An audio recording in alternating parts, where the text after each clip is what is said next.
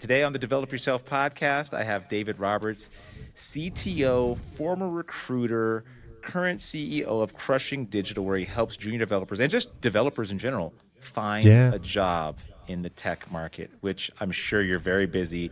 And like most people, we hear a million different things about the tech market right now. And, I own a program called Parsity where we teach people how to code and then get into the tech industry. And we're seeing, things are different, but I really want to dig into like what you're seeing because I feel like we're probably seeing very different things. And I know you've seen the mistakes that juniors have made in the market that they're probably continuing to make, and just kind of outline some of the myths, the realities, and what people can do to stand out and actually have the best shot at getting hired 2025 and going into 2026. Yeah, definitely. Well, firstly, thanks for having me on. Oh, thank It's you. good to see you again. Yeah, you too. So, yeah, a very different market. And what does that mean to you exactly? Because like when I say different market, I mean like it felt like it was there's like this myth or whatever that was easy like a few years ago, and I don't know if it was easy or easier, but when you hear people say that, like when I just said it's different, like what is that? What do you think of when you think of the difference Well, between now and I then? see it on two different levels, really. So, in the old days, I'm knocking on a bit here, right? So, in my day, if you knew what this was, you got a job, was the joke I always said, right? Pulling up a keyboard, okay. Yeah, and if I think back to the first day I started job searching back then, I think Hotmail had a job board attached to it, and Hotmail. I put out like I put my resume on there, and by the end of the day, I had like 4 interviews, and I was not a great developer, right? I got by. Okay. So that's my interpretation. But rather strangely, only an hour ago, I was on with a developer who I hired 6 years ago during my recruitment cycle, but they're now coming out of employment, and Okay. they're starting to regurgitate those words back to me like, hang on, what happened to the market? I used to just apply in these places. The words he said was, I would pay for a LinkedIn premium account for the month, get my job, and I'm gone.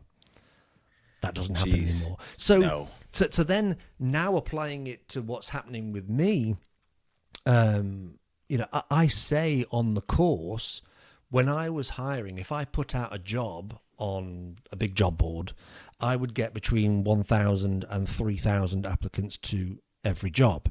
And most people don't really believe the numbers, but it's true. So then somebody came through and hired a developer who was on my course, and they used me as a reference for their first job. And so during that reference call, they were asking, who are you? What do you do? And I was explaining, and they kind of said, can you find more developers for us? So I said, yeah, I can help you find more developers.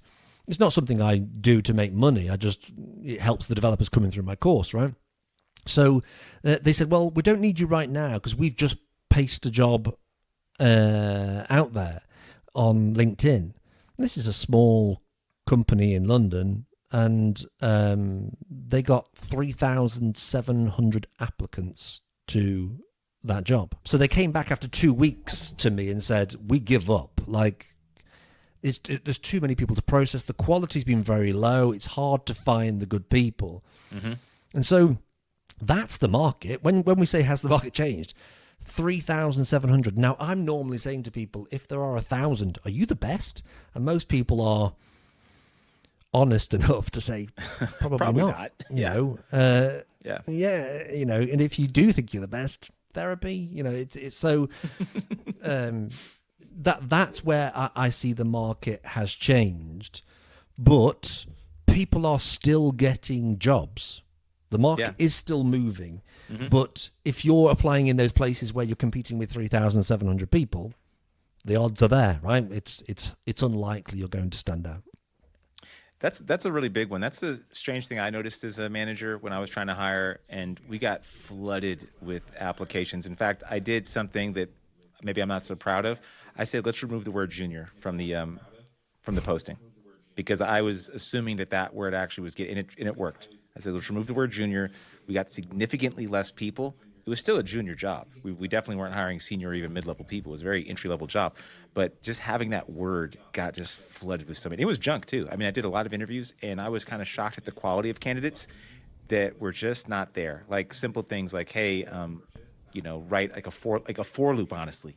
And they were struggling with these incredibly Yeah. basic things. I'm thinking, this is also the interesting thing with the market. I think that sometimes the our competition is not maybe as high as we think as far as like the actual quality of people.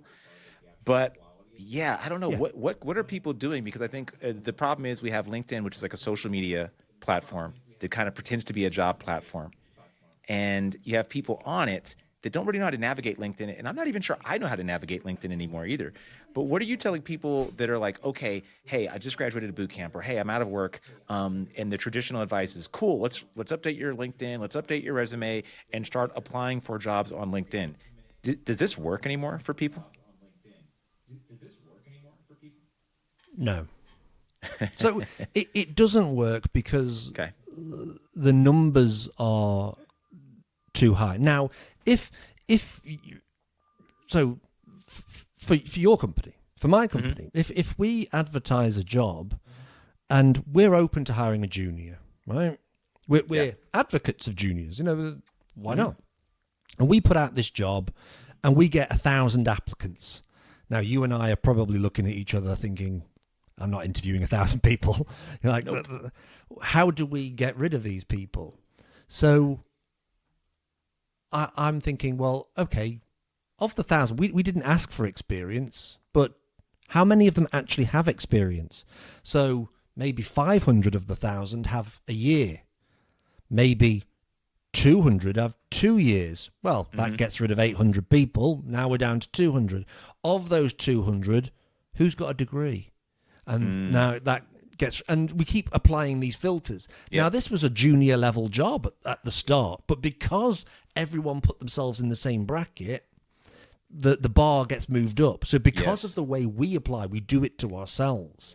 So what I'm saying to people is we need to fix all your profiles, LinkedIn, resume, GitHub, etc., so that if somebody does take a look at you, even for just a few seconds, they see your value. But then we need to take you away from that place where all that competition is and get you applying more directly. We need to teach you to be your own recruiter, because recruiters don't wait for jobs to be advertised.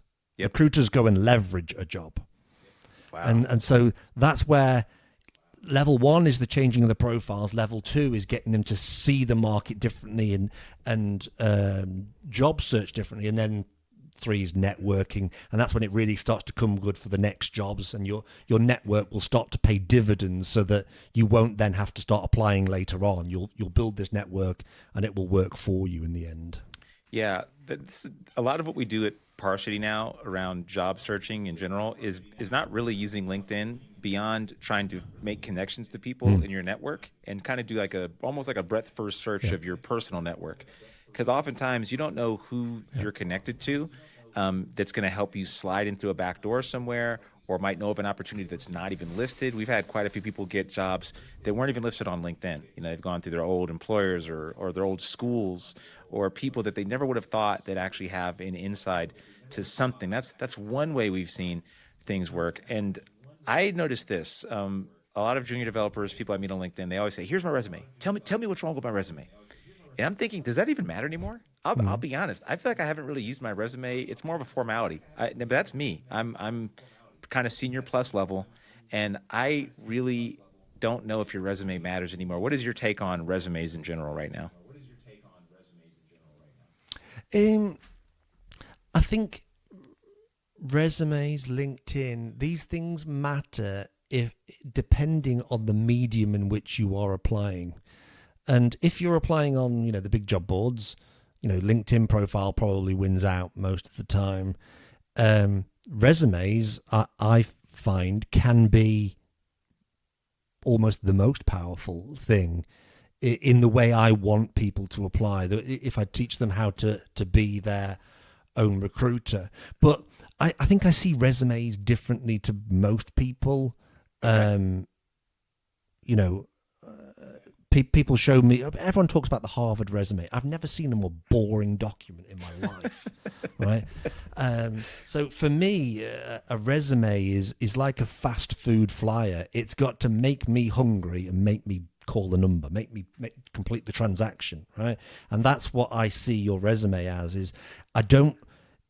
It's there to communicate value quickly so that people get into an interview situation, so that you actually get your chance to sell. And how you actually make someone hungry from your resume is different based off the level of your experience and what sort of role you're trying to get. Because at the start, it's all about tech, how are you applying yourself and proactivity. But then once you get into those senior roles, I'm not just giving you a job. I'm entrusting my business. I'm entrusting my product and my client base and my reputation into you. And so I'm not going to give you an interview unless I trust that you could be that person to look after what's most valuable to me. Now, what are some of the mistakes? Like, what are some like glaring things people should just not be doing on resumes, and what are some things people absolutely should be doing on their resume nowadays? You cut out in the second part of that. What was the second part of that bit then? What should people be doing with the resumes? So, like, what should they not be doing for sure, and what are some things people should be doing when it comes to resumes, especially junior developers?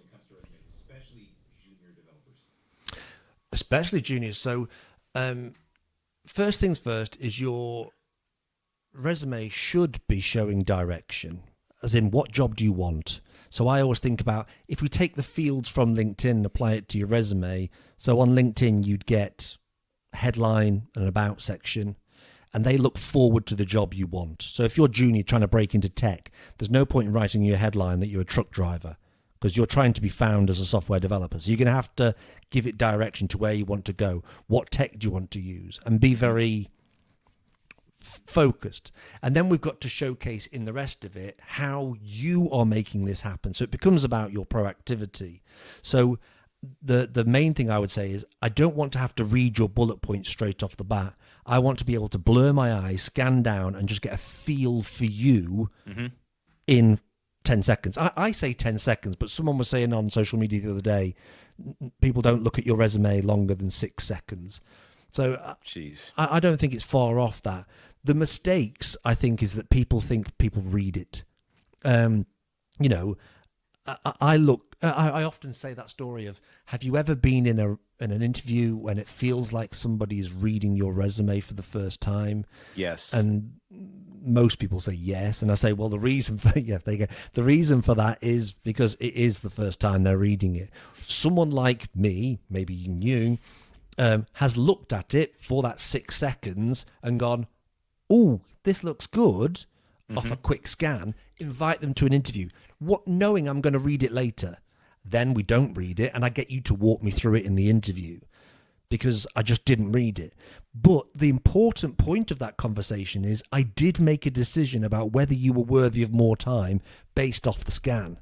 And that's why that scan read, that 6 second read, that feeling I get has to be immediate, and it has to be powerful in order for me to commit my time to sitting there and listening to you. Because if I don't think you're worthy of my time, why would I spend half an hour listening to how you like to solve problems and then giving you constructive feedback and pretending I like you? It doesn't happen. So Man. it's got to be powerful in its communication. Man, that is funny, because you described the situation I've been in, and I was kind of always thinking, why the hell am I here? But that really like enlightens, it illuminates that experience that I'm sure all of us had. Now on to, so outside of resumes, here's the things I always see junior developers maybe over-index on, but I'm sure you're seeing patterns, and I just want to know your perspective as well. Portfolio projects. I'm a big portfolio project guy, not because I think it's like the key to employment or the path to employment, which I know it can be, but mostly because it's an important tool to use to like just update and enhance your skills as a developer. I just see portfolio projects or just projects as an important thing to do, to have something you're doing on the side. But a lot of people I see think that that project is going to be like the thing that's going to get them hired. And I think I might know your take on this already, but yeah, what do you see as the role of projects when it comes to getting hired? Are they important? Should people not do them? What's a good path they should take on that? For juniors in particular, you have to do projects. But Okay, yeah. that line that you said, like, what's the one project?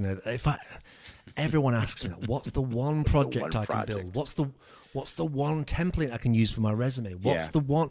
It always reminds me, what's the one chat up line I can use to get girls? Right? It's just there's no. It doesn't work that way. Life's not like that, right? So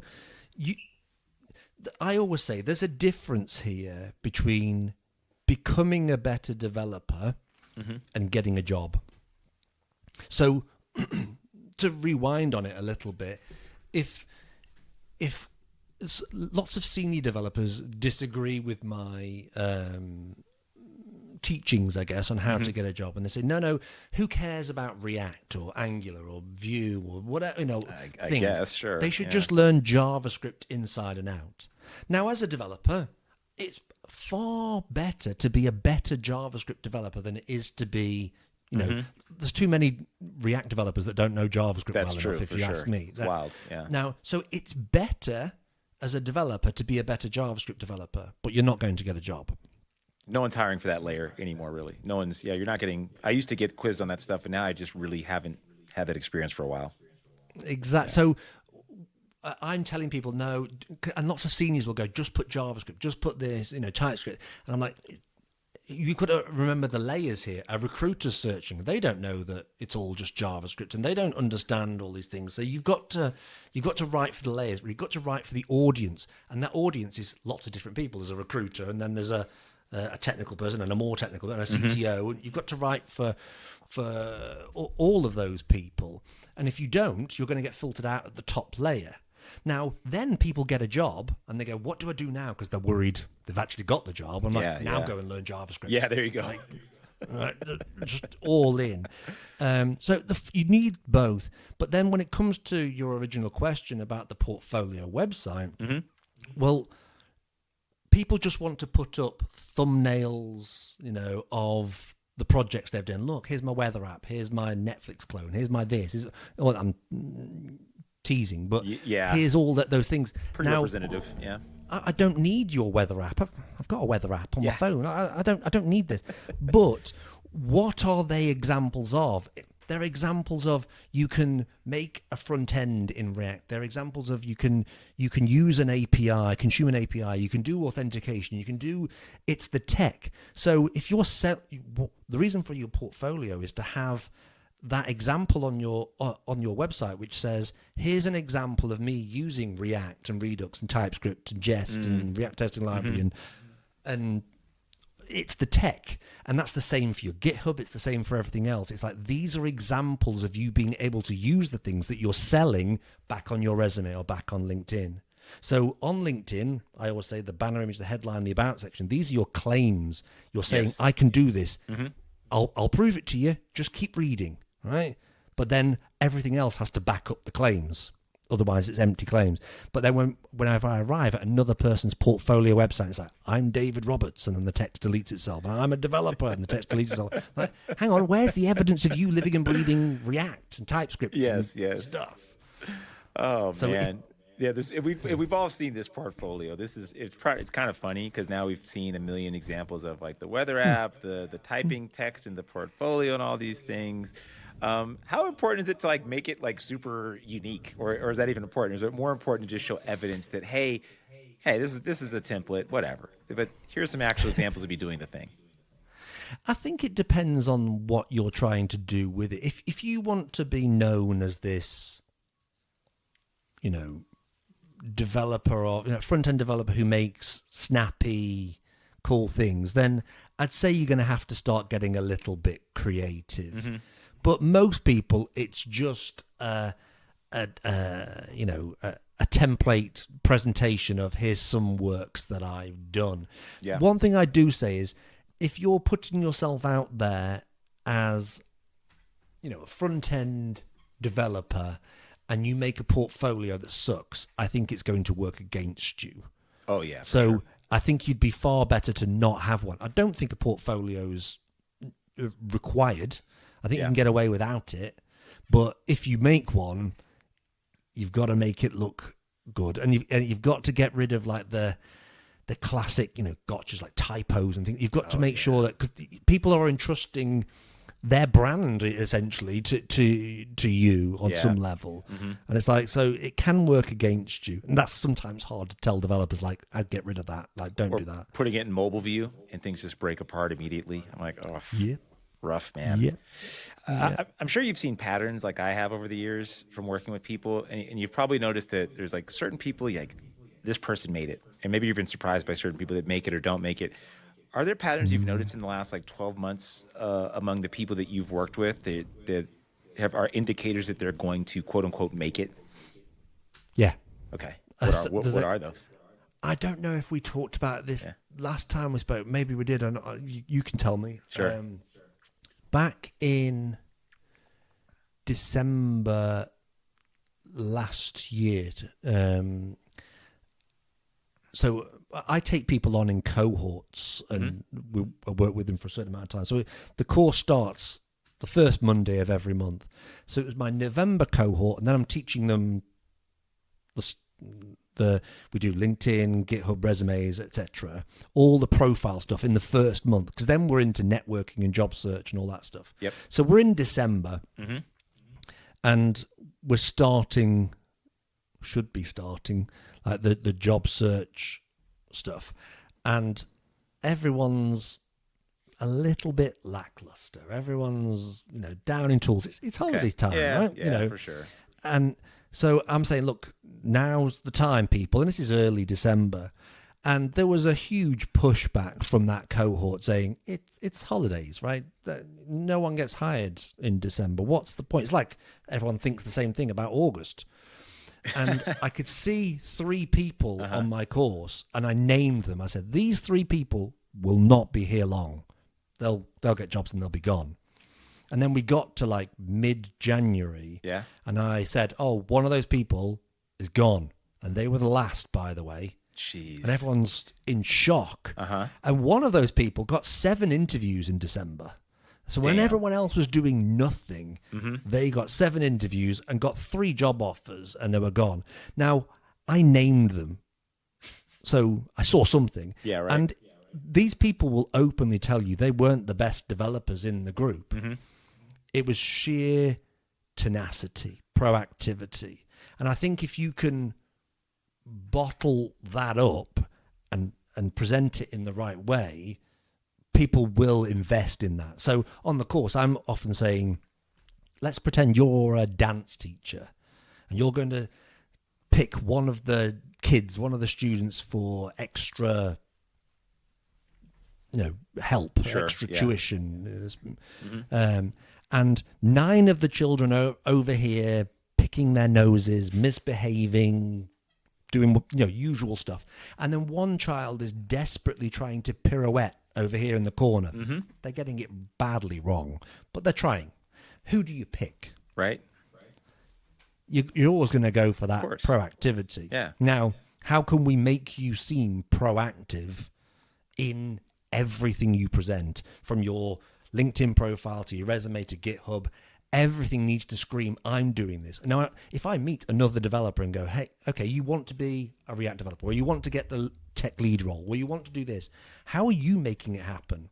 And everyone goes, I don't know, if you pay me, I'll work hard. I'm like, yeah, that's not going to quite cut it. Not when you're competing with 3,700 people. Yeah, right. Yeah. So we've got to present that, and that's why I call it like a fast food flyer. We've got to present not just skills but proactivity. I love that, and for what it's worth, I've been hired. I think around half the jobs I've had, if you look at my LinkedIn history, they've been around December when I got hired. I remember the first job I got hired for, I started on my birthday. It was like amazing. I felt like it was a gift or something from the universe. I'm like, what a great way to start. I got the job I wanted on my birthday, and I was starting. It was like I'll never forget that day. It was amazing. And I got hired a few more times in December. Yeah. So my theory on this, and it's the same with August, is normally the development team and tech leadership and everyone like that is they're working. We're in sprints. We've got deadlines. We've got deliveries and all that kind of stuff. We don't tend to do all these things for August and for December because we can't guarantee who's going to be around and what's happening, and it's holiday season. So everything kind of slows down. But now you're thinking about, what does the next year look like? Right, What does the exactly. next quarter look like? What does do I need more? What have we got?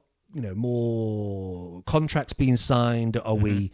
Have we got a team that can handle that work?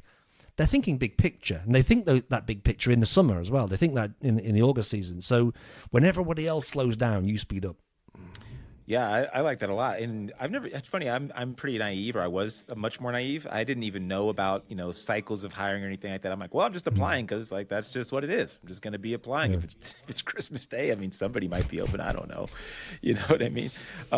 So this leads me to now tech skills that you're seeing as a pattern, because I personally believe that people over focus on like some magical unlock of tech skills. And I meet people a lot. They're on this hamster wheel. But they're like, I need to now learn, Java, because one job said Java. Oh, I need to learn Python now because I've seen that this is the hot new language. And I'm like, you might not be wrong, but you're almost certainly not right, right? Because if you keep doing this, you're just going to be a Swiss Army knife developer.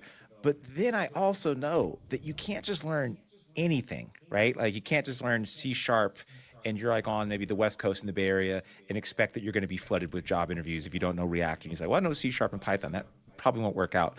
But is there anything that you see as like a massive technology trend, especially when it comes to AI, maybe that you're seeing that, oh, this is maybe a skill people should really be investing in now that may help them get hired, or not? I mean, Honestly, no, I okay. don't. But when someone comes to me and says, "Oh, I see it's all about this technology or that technology right now," I can usually make a pretty good prediction about where they're applying for jobs.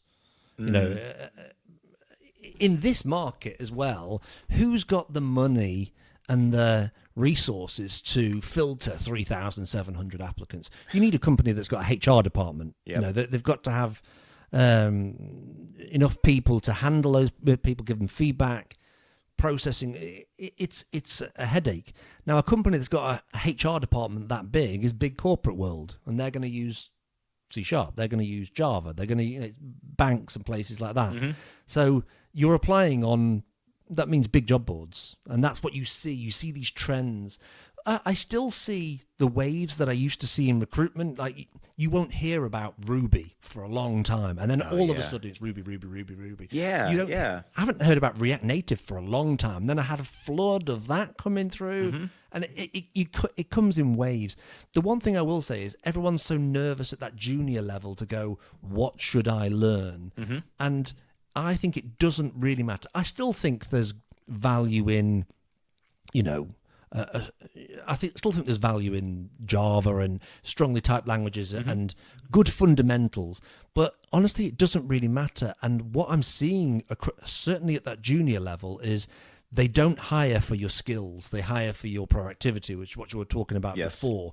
So it doesn't matter what it is. Go all in on it. Because they won't care that, oh, you went all in on the wrong thing. They just go, oh, I love that. Let's apply that to something else. So I've had React developers getting .NET roles. I've had, every different combination you can imagine has happened. And so I don't put that much weight on it. I put weight on, show me you doing it. Show me you living and breathing it. That was my personal experience. And that's the experience we see people at Parsity. We teach kind of your traditional, or we did at least teach your traditional like JavaScript, TypeScript, Next.js, React, Stack, Mern Stack, the thing that everybody likes to make fun of. That's hired a ton of people, and many people have gone on to roles with Python. One guy went into like Web3. People have gone into data analyst roles. It's like there's no one size fits all. There's certainly most people have gone into more traditional full stack roles, but a lot of people have gone to things we'd never taught them directly. I went into a C# .NET role after learning JavaScript and writing, and I thought I wanted to be just a front-end developer, I wanted to be like an email developer. I was like There you go. anything to get my foot in the door, just HTML and CSS. Like, oh, I love making pretty sites. And JavaScript is it's okay. And then I ended up in a job that didn't require any of those things. But that but that was kind of the cool thing. I mean, and you're right. They hired me for like my aptitude, I can only assume, to Yeah. do well, and it ended up kind of being a good bet. They got me for a very cheap price. I stayed there for a couple of years, and I'm sure they made their return on investment back. I hope they did. Um, sorry. They're still waiting on that. Yeah, right. Yeah, maybe I have to go back and really work that off for them. Prediction time. Prediction time. Before I let you go here, what do you think the job market will look like in the next 12 months? So I was doom and gloom a few months Okay. back. Okay. Fair enough. And I think I've come, because I was really optimistic, and then I got into the doom and gloom, and I think I've come full circle now. I've come back. I think we're going to see. I think we're going to see a lot more jobs coming back. I think we're going to see much smaller development teams and a lot more startups. Yep. So, I've had a billion ideas in my life, for things I wanted to build. Yep. But the time taken to build them, and then, I was a back-end developer in the early days, and you go, well, I needed to hire a front-end developer to help me out, right? Or if you're an entrepreneur and you want to build this, you're going to need a couple of full-stack developers, or you're going to need a front-end and a back-end. You're going to need a variety of skills. Now you start going, well, each person's going to want their salary, 80, 100K, what's it going to be? And then you need a couple of them, and you go, that's a big investment, right? To just get going. Whereas today you can get going incredibly cheaply by comparison. Yeah. Right? You still need a person. For sure. But you can do proof of concept. So I think I think this is an exciting time for the startup scene, in which case you can actually get products out the door much faster, iterate on them, test things out in the market. So I think it's going to, you are going to need to know AI, but you're going to also need to code, because it's going to be about using AI to test the idea, test that, and then building it and actually going deeper. So I think tech jobs are going to come back. I think it's going to take time. And the thing I'm saying is, everyone's been saying to me now for at least 2 years, oh no, just wait for the economy to pick up. I'm like, everyone lots and lots of people are still getting jobs consistently. I wouldn't offer a money back guarantee if they weren't consistently getting jobs. That's right. Yeah. So it consistently happens. But all those people who were procrastinating, if you ask me, are still there procrastinating, still waiting for the market Still to improve. waiting for the thing. Yeah, exactly. So I think that the opportunities are there, and the opportunities for me, because I've always liked the startup scene. I like that. Me too. Yeah. Having a direct impact, right? Yeah. So I think this is going to be a really exciting time if you get moving. I feel you. I'm in the San Francisco Bay Area, so I know my vision. I feel like my experience is so warped. I have like 11 years experience now, which I still feel like is not even that much. Like, because I feel like, there's people with 20, 30 years experience. I feel like I'm still learning a lot all the time.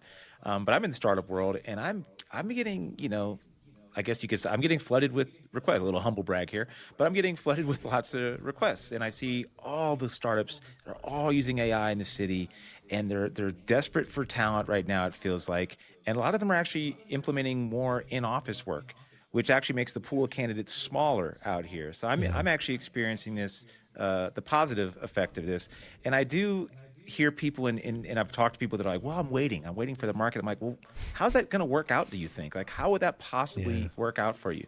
If you wait till the market or the headlines tell you that the market is back, I think you're going to be waited way too long. You're going to miss an incredible opportunity that a lot of people are out on the sidelines waiting for.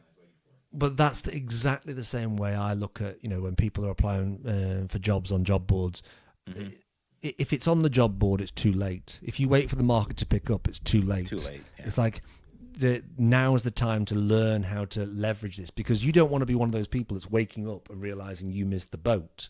Yeah. And what I mean by that is, like, lots of senior developers I'm seeing are coming out of their jobs now and realizing the market's changed and how they present themselves has changed, and they've got to go and learn that skill. This is about being proactive and getting stuff done now so that you're in the boat and going. But yeah, it's the same problem. Yeah. Yeah, exactly. I'm glad you kind of have that same take as well. By the way, big plug for David. I talk to a ton of people, and a lot of them aren't the right fit for Parsity because we're mostly taking people that are like at the very beginning stages. And when they ask me, who should I call or who should I talk to? I'm trying to get a job. Once I determine that they actually don't need like the technical foundation, that they're in the job portion, say there's only one guy you should talk to. It's David. And I say, just go to David Roberts. You're one of those guys that I trust.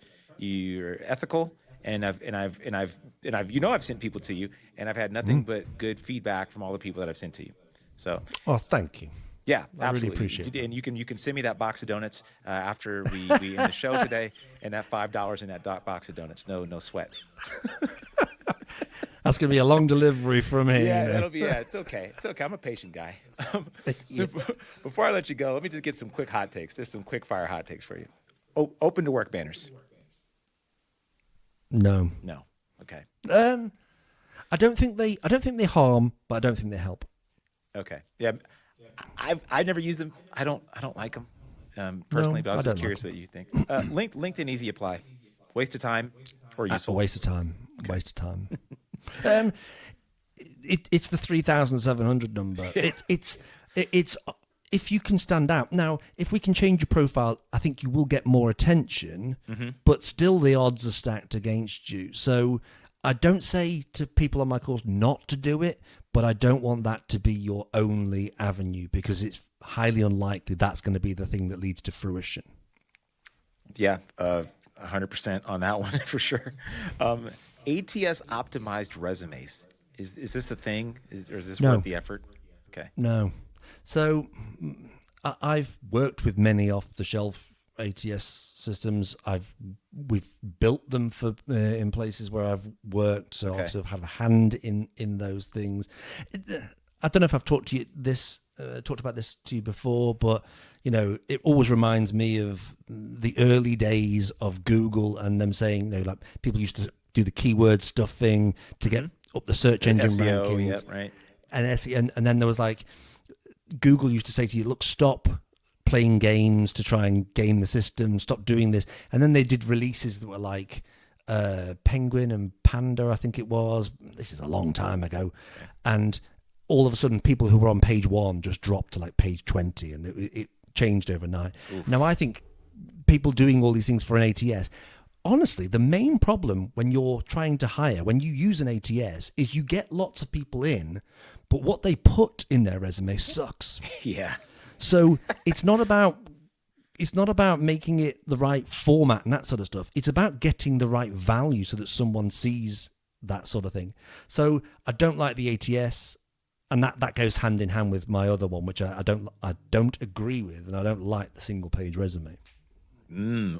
See, obviously multi-page resume. I have a multi-page resume now because I can't really stuff it all in one can't, page. yeah. It doesn't work. Yeah. But I think the single page resume seems to, when I looked into this a long time ago, it came from like two different reasons. One is like, what if someone loses page 2 or 3 or whatever it is? I And mean, like, physical copies back in the days when you yeah, who's exactly. printing this? Yeah, no one's printing this 2025. stuff. Like, Yeah, it's ridiculous. So then the idea was more about making sure every element, every line was worthy. You know, so it's kind of like I normally joke saying it's like get all your clothes out that you're going to take on holiday, and then you half it and half it again, unless you're my wife, is the joke that I say, right? But Okay. the idea was not to say it has to be one page. The idea was to make sure don't have Junk. junk. Yeah. Just sweat every line. Is this progressing the story of me as this developer that I'm selling? And it's like, I don't think anyone ever said, you know, it has to be one page. I don't think I've ever seen anyone read a resume and go, oh, this person looks amazing. No, they went 2 pages. 2 Done. pages. No. I'm not going that far. Yeah, right. So the other thing I did with some of the people that we both know, I took their resumes, people who look very similar on paper, and then you ask ChatGPT or whatever and say, who's best? Why? And then say, well, actually, I prefer this quality and this, and why? Who does it pick?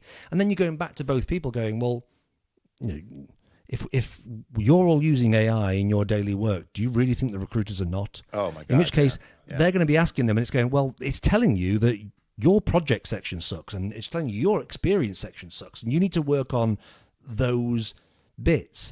But the interesting thing is, the more information you gave it, the better it was at making The decision. an informed decision about that. So I kind of think of it like, I don't read the Amazon reviews anymore. You just read the AI summary of the reviews. That's right, yeah. It's like, they're not going to read your resume. They're going to read the AI summary of the resume, in which case, who cares how long it is? Just get as much value so that they can make a better decision and give a better summary, and then you stand down. That's a really smart one. I gotta do this on myself. That's too good. That's a great way to end, by the way. Thanks again for showing up and giving me all sorts of game and the listeners and people that are watching this. Where can people find you online? I'm gonna have links in the show notes as well for the free course that you have now. But where else can people find you online? So I'm at Crushing Digital on Instagram and TikTok and my YouTube. So that the website's crushing.digital, and you can get all the links from there. I put the whole course is available for free on my website. It's also available on YouTube. But most of the time, I'm doing Instagram reels, that sort of thing, and I just try to help as many people as I can, put out better content, some fun things during the day, just to keep people interested and start to see this jobs market a little bit differently.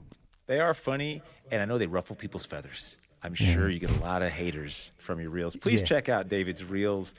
I find them hilarious. It's like a lot of times like, oh, I wish I had the guts to say that. I get a lot of abuse. Yeah, I'm sure you do. I think I'm going against the grain, but yeah. Yeah, exactly. People rather get like the feel good advice and stuff like that, and you kind of just lay it out the way I think a lot of us look at it. Thanks again, David. Really appreciate you being here today. Oh, thank you for having me on. It's great to see you again. It's been too long. Seriously. And, for real. Yeah. Yeah. Yeah. I've really enjoyed it. Thank you. I'll speak to you soon.